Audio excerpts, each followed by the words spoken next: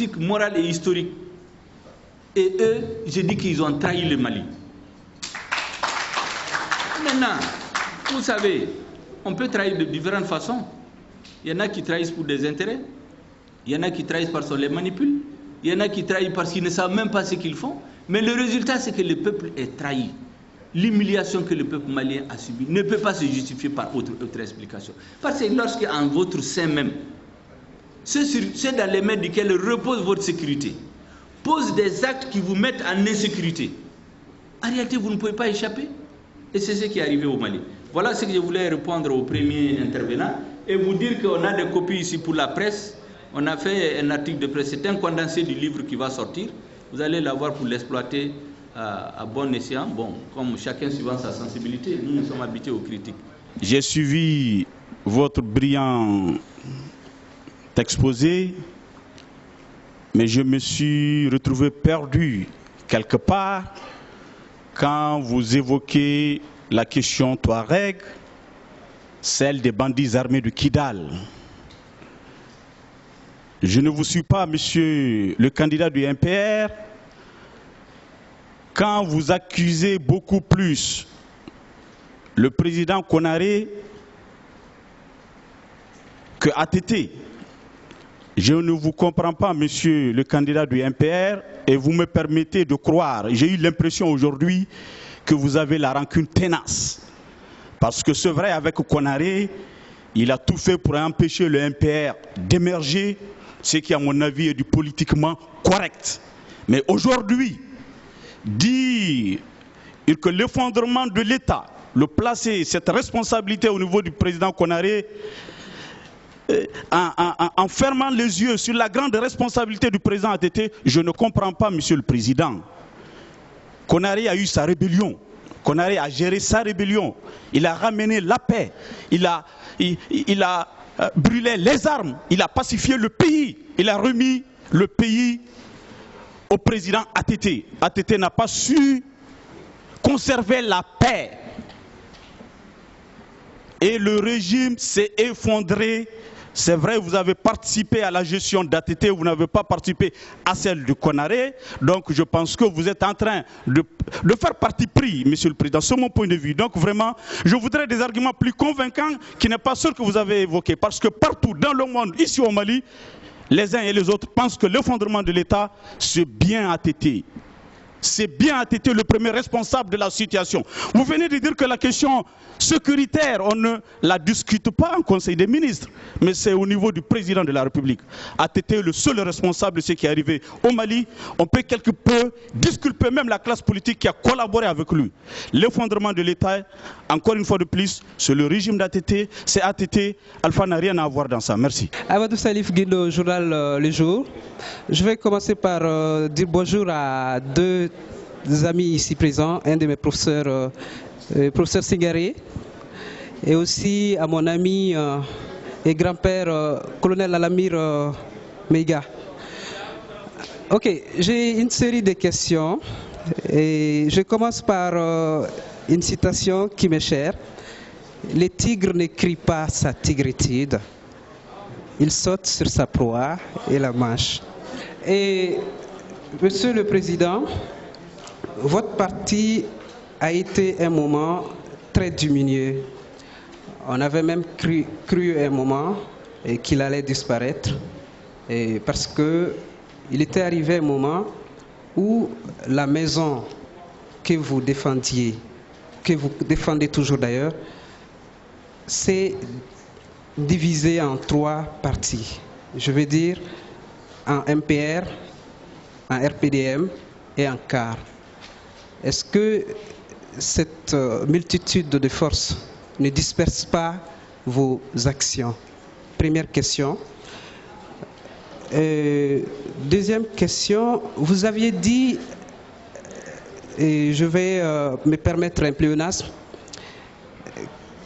qu'entre 1945 et 1992, les Soudanos nigériens étaient fiers, étaient nationalistes. Pourquoi ces choix sélectifs? C'est ça les pléonasmes.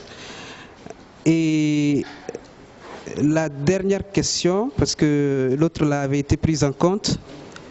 Nous sommes un pays enclavé. La question du transport, vous n'en avez pas parlé. Est-ce que Transrail, qui se trouve aujourd'hui dans une situation très difficile, si le candidat du MPR est élu, prendra-t-il des décisions, je voudrais dire des mesures pour que Transrail se relève, pour que le transport et les rails marchent? Merci beaucoup. Moi j'ai une question qui porte sur les élections. Le MPR ne manque aucune occasion, il y a 2 ou 3 mois de cela, pour attirer l'attention des uns et des autres sur les insuffisances et sur l'impréparation des élections. S'il vous plaît. Est-ce qu'à ce jour, le MPR et son candidat ont eu des assurances quant à la bonne tenue des élections, de l'élection du 28 juillet prochain? Je vous remercie. Le président me fasse un peu de commentaires sur le dernier remaniement ministériel et puis sur la note du FMI. Bonjour, Monsieur le Président. Tout à l'heure, en rentrant, c'est peut-être un peu subjectif, mais tout à l'heure, en rentrant dans cette salle, Lansine Sangaré, correspondant d'Afrique de l'Ouest de Radio Espace. Radio Espace. Tout à l'heure, en rentrant dans cette salle, j'ai été tiqué par une image qui, comme peut-être le commun des mortels, pourrait voir derrière vous, sur l'effigie, quelque chose de fatigué. Apparemment fatigué. Peut-être que vous allez songer à revoir une autre image plus attrayante. Et ça a un trait avec ma préoccupation. Vous avez eu tout à l'heure à signaler que vous avez fait 10 ans, personne ne vous a tendu la main. Le seul qui vous a tendu la main vous a certainement déçu. Et à l'époque, à cheval entre le mépris des uns et le secours de l'autre, vous étiez condamné par le silence. Un silence que vous avez reconnu coupable. Alors, Monsieur le Président, quelle est la garantie que vous donnez aux Maliens en osant, entre guillemets, vous présenter au présidentiel de 2013? Quelle garantie? Ma seconde préoccupation, vous êtes dans un domaine très connu, et vous l'avez signalé aussi, que c'est pendant le mandat d'ATT que ce domaine a connu l'essor. Je veux parler des télécommunications, et d'ailleurs vous êtes docteur dans ce domaine. Aujourd'hui, et concrètement, avec les insuffisances, c'est vrai qu'il y a une avancée notable, mais les insuffisances que nous connaissons aujourd'hui dans les télécoms, vous êtes régulateur jusqu'à présent, à ma connaissance. Qu'est-ce que vous nous proposez concrètement avec les insuffisances des 2 opérateurs? Je ne veux pas signaler un détail qui est dans la salle, mais avec les insuffisances des 2 opérateurs que nous connaissons, pour que nous puissions connaître mieux dans les télécommunications.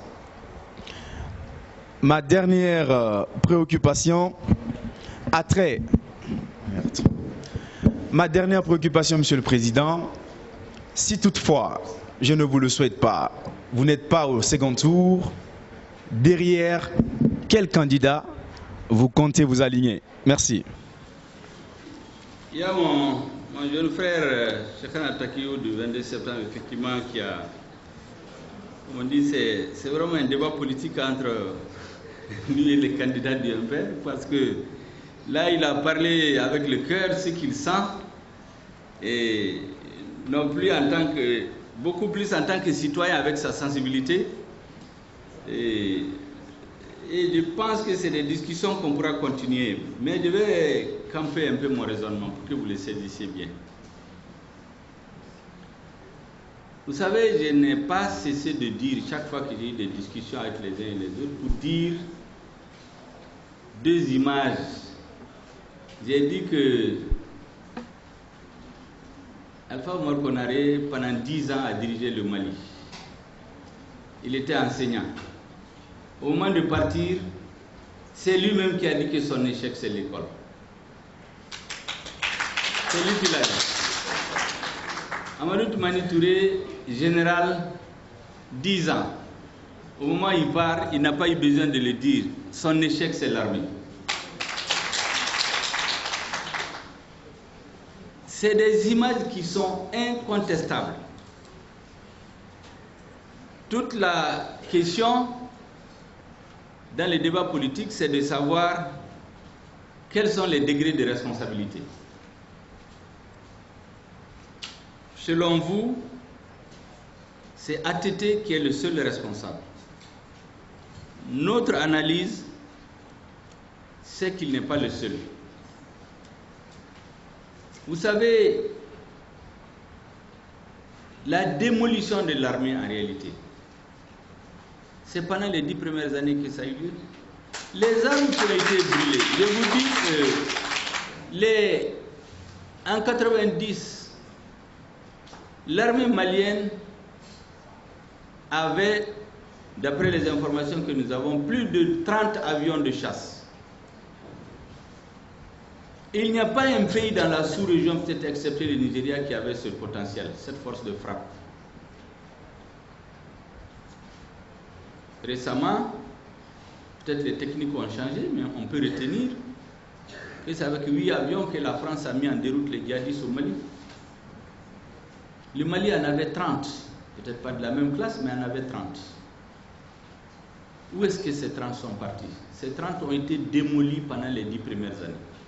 Laissés au soleil, brûlés, découpés et vendus en ferraille. Vous pouvez demander à tous les militaires. Les pilotes sont partis à la retraite.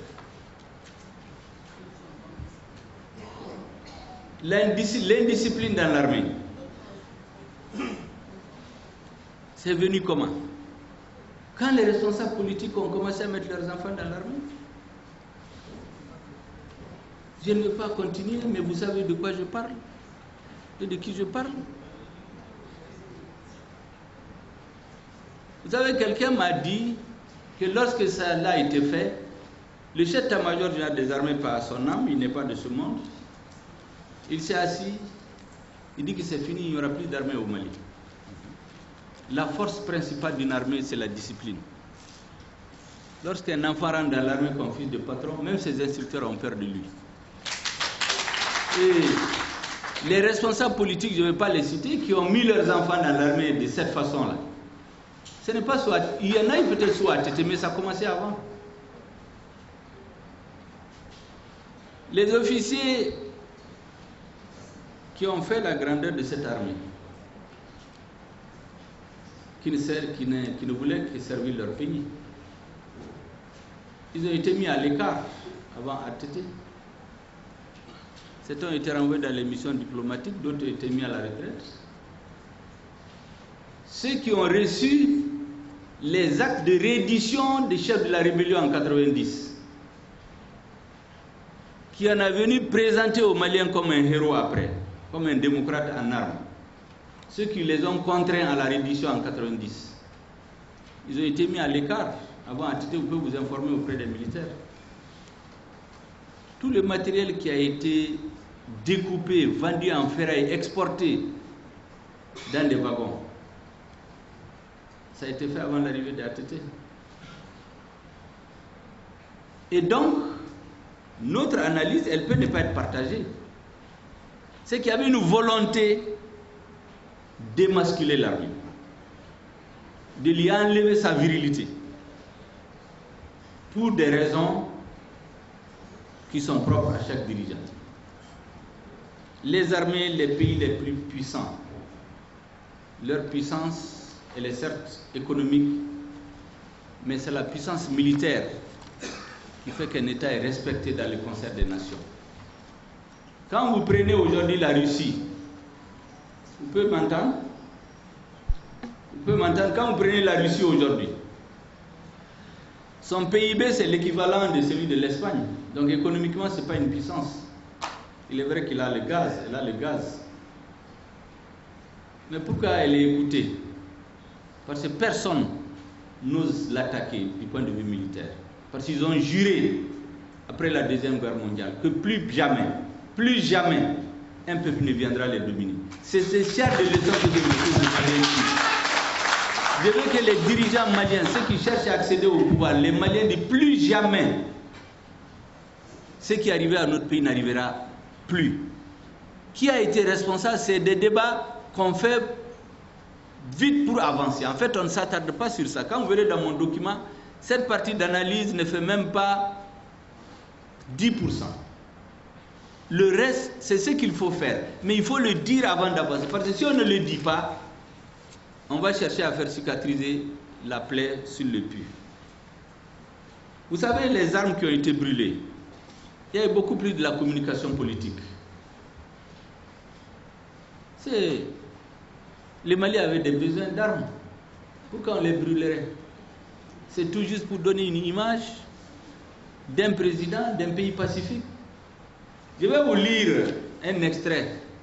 Jeune frère, vous aurez le document d'un discours de Winston Churchill, lu le 12 octobre 1942, en pleine guerre mondiale. Écoutez très bien, citation. Lorsque des gens pacifiques en temps de paix ne se préoccupent nullement de leur défense, lorsque des nations et des peuples sans souci et confiants, je dirais imprudents, méprisent l'art militaire et croient la guerre unique pour qu'elle puisse jamais revenir, lorsque ces nations sont attaquées par des conspirateurs hautement armés et lourdement organisés, qui depuis des années complotent en secret, célébrant la guerre comme la forme la plus achevée de l'effort humain, glorifient le meurtre et l'agression, préparés et entraînés jusqu'aux limites permises par la science et la discipline. Il est dans l'ordre naturel des choses que ces nations imprévoyantes souffrent terriblement et que les agresseurs intrigants et cruels donnent libre cours à leur exultation sauvage. On dirait qu'il parle du Mali et de ses dirigeants et de la rébellion pendant les 20 dernières années. Et ça, je vous dis, je ne suis pas rancunier. Vous savez, à l'occasion du cinquantenaire, je suis encore directeur de la MRTP. Depuis un certain temps, je me suis imposé une obligation de réserve. Donc je ne donne pas beaucoup d'interviews. Mais il y a un journal qui a insisté pour dire qu'est-ce que je pense d'Alpha Oumar Konaré. Il s'attendait à ce que je me mette à le charger. Je lui ai dit que j'ai fait 10 ans en train de critiquer Alpha. Alpha n'est plus au pouvoir. Il est critiqué, c'est sans objet aujourd'hui. Ça n'apporte rien parce que son obligation de réserve même ne lui permet pas de répondre. Donc ça n'apporte rien politiquement. Ce que je retiens, c'est de chercher dans son bilan un tant soit peu de positif qu'il a fait pour le ressaisir, retenir. Et si Dieu me donne la chance d'être dirigeant, de l'ajouter à ce que je pense déjà pour faire avancer le Mali. Et le journaliste de me dire, qu'est-ce que vous pensez qu'il a fait de positif? Je lui avais dit qu'au moment où il quitte le pouvoir, les Maliens n'étaient pas en train de se tirer là-dessus. Or, dans tous les pays francophones, sans exception, excepté le Bénin, où le changement est venu avant la boule, tous les pays africains, où il y a eu les changements de régime après la boule, ils ont connu les guerres civiles et les coups d'État à répétition. Il n'y a aucune exception. J'ai dit, au moment où Alpha quittait le Mali, on n'était pas en guerre civile. Ce n'est pas son seul mérite, parce qu'après les élections de 1997, on a frôlé la guerre civile. Je crois que et l'opposition et le pouvoir avaient son mérite. Mais le pouvoir avait une bonne partie de mérite, parce qu'en général, ceux qui ont la force ont tendance à l'utiliser de façon abusive. J'ai dit, au moment où Alpha quittait, le pays n'était pas en guerre civile. Or, tous les pays où il y a eu les changements de régime, je le répète, après la boule, ils sont dans les guerres civiles et les coups d'État à répétition. J'ai dit, ça c'est un mérite. Je pense qu'on doit l'apprendre de la façon dont Alpha gouverne. J'ai dit, deuxièmement, c'est la façon de transmettre le pouvoir. Certainement que si on avait dit à l'opposition qui avait attendu pendant 5 ans dans la rue se faire bastonner, emprisonner, et le MPR a payé le lourd tribut, si on leur avait dit encore que c'est le candidat de l'ADEMA qui avait gagné en 2002, à l'issue de ce conseil c'était la fraude, le pays n'allait pas connaître la paix. quel que soit ce qu'on peut dire à l'intérieur de la démarche, c'est des problèmes internes. Mais du point de vue des intérêts du pays, je pense que le changement était nécessaire. Je lui ai dit, voilà les deux choses que je mets à son actif. Et je trouve que c'est bien que celui qui veut diriger le Mali le médite. C'est pour vous dire, et ce journal l'a rapporté. Il y a des militants du MPR qui m'ont interpellé pour me dire, mais depuis quand vous parlez bien de Alpha? J'ai eu des discussions comme ça se fait dans le MPR. Il y en a qui m'ont dit, bon, vraiment, je ne suis pas d'accord avec votre opinion, mais vous êtes le président. Il y a d'autres, après mes explications, ils ont dit, bon, on a compris, on pensait autrement. C'est pour vous dire que ce n'est pas la rancune qui nous guide. Mon intime conviction, je peux me tromper, c'est que la destruction de l'armée a été organisée et planifiée dans les années 90. Pour des raisons, peut-être qu'on peut comprendre. L'intégration massive, sans discernement des rebelles dans l'armée, elle n'est pas normale. Avant le coup d'État de mars 91, les rebelles avaient présenté une doléance de 250 personnes qui devaient intégrer tous les corps de l'État. Ils devaient venir le 26 mars déposer leurs armes, intégrer. Après, ils allaient passer par des visites. Certains allaient dans l'administration, quelques-uns peut-être dans l'armée, mais c'est l'État qui décide de leur affectation. Ça, c'est des accords qui sont connus au niveau de l'État. Quand ils ont eu acte au pouvoir après 91, ils ont trouvé ces papiers. Vous ne le connaissez pas, moi je ne le connais pas. Mais ils le savaient. Mais ils ont mis ça à côté pour intégrer 3000 dans une armée de près de 7000 personnes. Sans discernement. Simplement pour acheter la paix. À tous les prix. Et précisément, il a acheté la paix pendant 10 ans. Mais c'est un poison.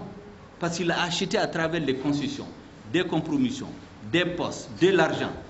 Des analphabètes qui sont promis officiers, qui sortent, qui tuent des personnes, ils reviennent, on les intègre. Qui organisent une rébellion, ils demandent des communes, on leur donne des communes, ils se calment. C'est comme ça qu'on a désorganisé l'armée. Des gens qui intègrent l'armée sans passer par des visites. Parce qu'il y a eu des instructions du politique. Mais dans l'armée, c'est l'affairisme des responsables politiques qui téléphonent pour mettre leurs enfants dans l'armée. Voilà pourquoi j'estime qu'en réalité, c'est eux qui ont désorganisé l'armée. L'armée, la force principale de l'armée. Moi, je suis un soldat de deuxième classe. Vous verrez dans le document, ma biographie, j'ai mis mon numéro matricule. Ce n'est pas les réputations surfaites là. Les candidats qui viennent prendre des séminaires pour vous dire qu'ils ont des gros diplômes de ceci et cela. La force principale des armées, c'est la discipline. Quand vous détruisez la discipline dans une armée, vous n'avez plus d'armée. Quand à cela s'ajoute le manque d'équipement. Pendant 20 ans, les chefs militaires l'ont dit aux députés en huis clos que pendant 20 ans, on n'a pas acheté une cartouche. Et ils l'ont dit aux députés ce jour-là. Si un pays voisin qui a l'habitude de nous attaquer attaque le Mali aujourd'hui, ces soldats arriveront à Bamako à la vitesse de circulation de leurs engins, parce qu'il n'y aura pas de force à leur opposer. Le pouvoir politique le savait depuis des années. C'est pourquoi je parle de trahison. Maintenant, je ne dédouane pas à Tété. Je ne dédouane pas à Tété. J'ai dit que son tort, c'était quand il a trouvé cette armée défaite, déstructurée. Qu'est-ce qu'il a fait pour la remettre, pour la rebâtir? C'est pourquoi je dis qu'il est responsable. Je ne le dédouane pas du tout. Et certains m'ont dit, mais pourquoi tu étais avec lui? J'ai dit, mais je n'ai jamais discuté avec lui de l'armée. Ni vous, ni personne ne pouvait imaginer ce qui nous est arrivé. Moi, j'ai des amis à l'extérieur, au mois de janvier, février. Ils me disent, mais votre armée, ça ne va pas. Je leur dis, non, ça, ce n'est le début. C'est que le Mali a, le jour où il va le sortir, vous verrez. Je n'ai jamais cru. Je n'ai jamais pu imaginer ce qui nous est arrivé. En janvier, février, lorsque la crise atteint un certain niveau, nous étions une petite commission restreinte qui partait le voir. Nous lui avons posé la question. Il nous a dit que l'armée malienne n'a jamais été aussi bien équipée qu'aujourd'hui. Est-ce qu'on pouvait douter? On ne pouvait pas. On est obligé d'accorder le bénéfice de la bonne foi au président de la République. Surtout c'était militaire. C'est ce qui est plus impardonnable encore. C'est pourquoi je dis que la citation que je vous ai donnée, qui a été faite par le président de la République en 1994, elle procède d'une doctrine. L'État malien a refusé de faire face à la rébellion par la force. Et ce choix a été fait lorsque les rebelles ont été célébrés ici comme démocrates en armes. On leur a donné l'outil idéologique principal de leur combat. Dans un combat, l'arme principale, c'est la conviction de la justesse de la cause que vous défendez. On leur a mis dans la tête et dans le monde que leur combat est juste. Et quand ça vient du président de la République, il n'y a pas plus grande illustration. Et lorsqu'à cela s'ajoute le fait qu'on refuse d'équiper l'armée, on intègre des indisciplines dans l'armée, on nomme des analphabètes officiers supérieurs qui demandent qu'eux, on les autorise à diriger tous les camps militaires au nord. À leur demande, tous les camps étaient dirigés par des rebelles, des anciens rebelles. Quand on fait ça, c'est un acte de trahison par rapport au peuple qui vous a confié sa sécurité, qui vous a confié la préservation de son intégrité territoriale. Voilà pourquoi je dis que tout ce qui a été fait pendant les 20 dernières années en matière économique, sociale et culturelle, personne ne peut le nier. Mais aujourd'hui, ce n'est pas ça qui intéresse les Maliens. Le premier besoin de l'homme, c'est la sécurité. Quand quelqu'un vient au monde, premier acte, il crie quand l'enfant vient au monde, pour savoir d'abord s'il est en sécurité. C'est quelques heures après qu'il cherche à téter. Un pouvoir qui n'assure pas la sécurité des citoyens, il n'est pas digne de diriger un pays. On a été dirigé parce qu'on a cru. Et j'ai dit les questions que j'ai posées parce qu'on a refusé de se les poser. Si on s'était les posées, peut-être on aurait trouvé la solution, mais on a refusé, on s'est complu dans l'irréel. On nous applaudissait, le Mali exemple de démocratie, le Mali ceci, le Mali cela, en oubliant qu'on a détruit notre armée, en oubliant que c'est chez nous que les présidents se font élire avec 600 000 voix sur une population de 10 millions d'habitants. Voilà ce que je disais. Sinon, la responsabilité du chef de l'État est la première, parce que la défense, c'est le domaine réservé du chef de l'État. Comme je dis, vous ne verrez jamais un ministre qui vous dit qu'il a discuté en Conseil des ministres des Affaires de la Défense. Je crois que même ceux qui sont au gouvernement aujourd'hui ne vivent pas cette situation. Le jour a demandé que la maison est divisée en 3 parties, le RPM. Bon, moi, je ne connais pas de maison. Hein. Si vous voulez, vous auriez pu parler plus directement. Parce que si vous faites des allusions, vous n'avez pas en tant que journaliste, vous ne le dites pas directement, ce n'est pas moi qui vais le dire. Nous, on n'a pas de maison qui s'est divisée. Il y a le impair. Si vous me dites directement, je vais vous répondre. Mais pour l'instant, le impair n'est pas divisé.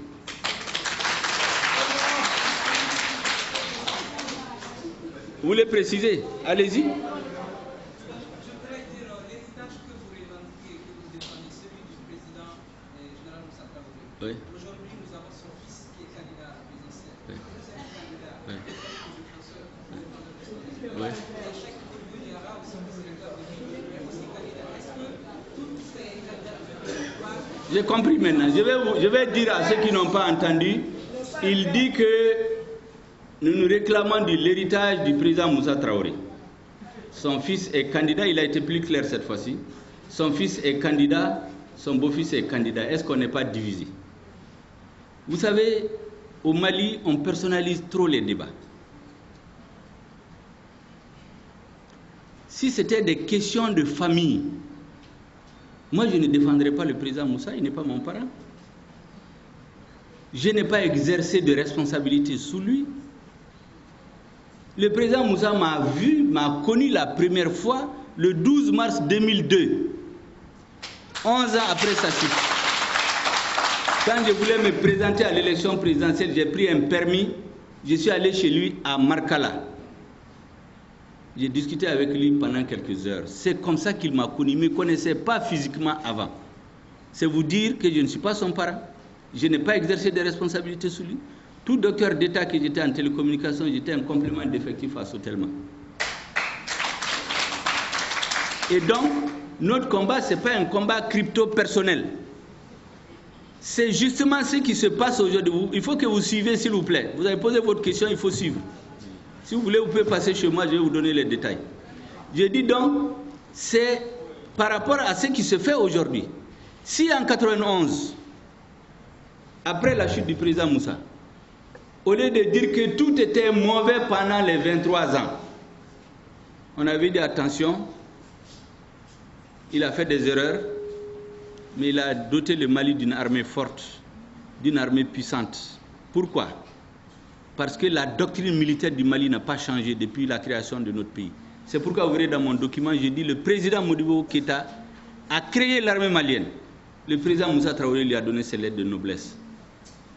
Ce que l'armée malienne a, la force de dissuasion qu'elle représente, tous ces gens dont je viens de vous parler, c'est parce qu'il y avait une doctrine. Le Mali est vaste. 5000 km de frontières.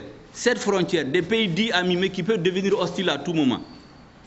Il n'y a pas les États n'ont pas d'amis, ils ont des intérêts. Il fallait donc avoir une force de frappe qui fait que personne n'ose dire qu'il va s'attaquer à notre pays. Ceux qui l'ont osé, ils ont perdu, on a augmenté notre territoire. Ceux qui ont voulu le faire, les conseillers leur ont dit de ne pas le faire. C'est ça que j'appelle des actes qui sont positifs.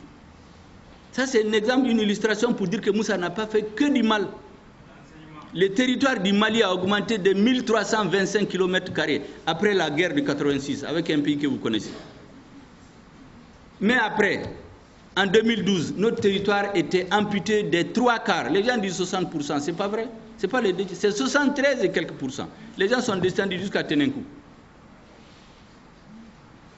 Donc, je peux continuer. Donc, cet héritage-là, l'école, nous sommes les produits de l'école du temps de Moussa. Mais des années 60 jusqu'aux années 90, vous pouvez demander partout. Les produits de l'école malienne sont toujours les meilleurs en Afrique. Nous avons tous étudié dans les universités étrangères. Comment se fait-il qu'aujourd'hui, les autres pays, ceux qui échouent dans les pays autour de nous, c'est ici qu'ils viennent passer le bac, ou ils viennent l'acheter?